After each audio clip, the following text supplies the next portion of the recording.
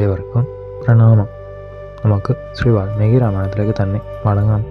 സനൽകുമാര വചനം രാവണന്റെ ഹൃദയത്തെ തണുപ്പിച്ചു. മുനി പുങ്കവനോട് അസുര ചക്രവർത്തി വീണ്ടും ചോദിച്ചു, ഭഗവാനെ, ദേവദേവനായ ഹരിയെ എങ്ങനെയാണ് കാണുവാൻ സാധിക്കുക? ഈ ഊഴിയിൽ അവിടുത്തെ തിരുമൊഴികൾ എങ്ങനെ കേൾക്കും? അവിടുന്ന് ഈ ലോകത്തിൽ എങ്ങനെയാണ് ലീലയാടുന്നത്? ഏത് രൂപത്തിൽ കാണുവാൻ കഴിയും?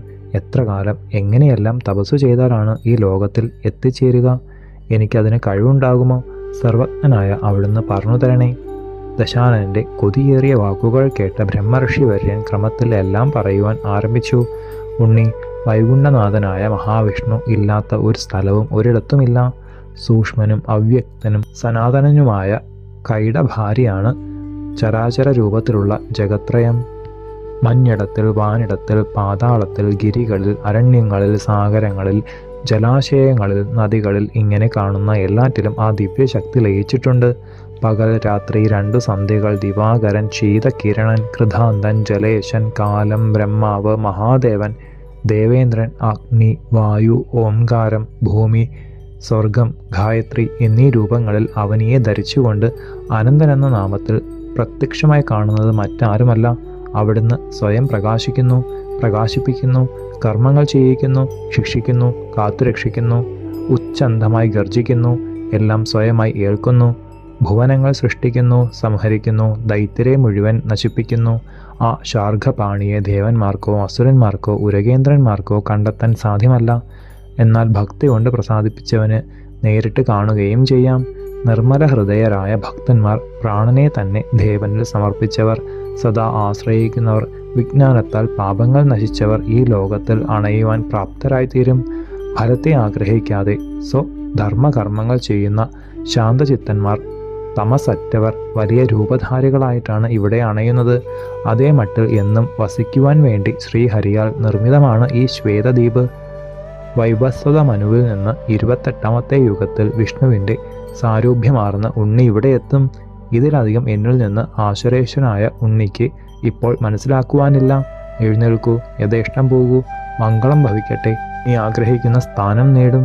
വീണ്ടും വീണ്ടും ബ്രഹ്മർഷിയെ പ്രണമിച്ച് വരും പടയോടുകൂടിയ അരക്കർക്കോൻ ഭഗവാന്റെ നിർദ്ദേശം പോലെയാകാം എന്ന് വിനയത്തോടെ പറഞ്ഞ് വിട വാങ്ങി ലങ്കയിലേക്ക് സന്തോഷസമേതം എത്തി.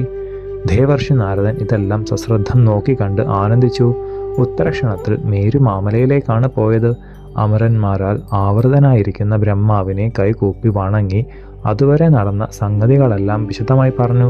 മഹത്തായ പുണ്യചരിത്രം കേട്ട കമലജൻ പുത്രനെ ആലിംഗനം ചെയ്തു. ഭൂതവും ഭാവിയും വ്യക്തമായി അറിയുന്ന ദേവദേവൻ ഇങ്ങനെ അരുളി ചെയ്തു, ഹിരണ്യകശിപു എന്ന അസുരേന്ദ്രനാണ് ഈ ലങ്കാധിപൻ. മഹാബലവാനായ കശിപു അനേക വരങ്ങൾ നേടി ആരാലും അവധ്യനായി തീർന്നു. ഒരിക്കൽ സർവവ്യാപി മുകുന്ദനെ രാജകീയ സദസ്സിൽ വെച്ച് അവൻ വളരെയധികം നിന്ദിച്ചു. അഹങ്കാരം കൊണ്ട് അന്ധനായിരുന്ന അവനെ നരസിംഹരൂപമെന്ന ചക്രപാണി ദ്വന്ദ്വയുദ്ധത്തിൽ പിടിച്ച് മടിയിൽ കിടത്തി നഖങ്ങളാൽ മാറിടം പിളർന്നു. ദേവൻ രക്തം സ്പർശിച്ചപ്പോൾ ആ അസുരവരന് ദിവ്യദർശനം സിദ്ധിച്ചു. ആ രാക്ഷസ ജന്മവും മനുഷ്യജന്മവും വരുവാൻ പോകുന്ന മൃത്യുവും ദിവ്യ ദൃക്കാൽ കണ്ടു.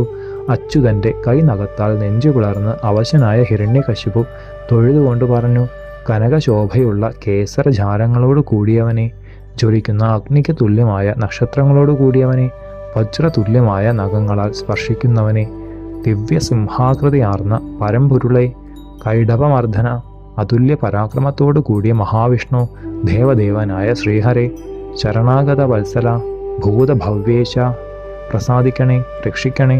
രാക്ഷസ ജന്മത്തിലും മനുഷ്യജന്മത്തിലും നിന്തിരുവഴി തന്നെ അടിയനെ നിഗ്രഹിക്കണേ.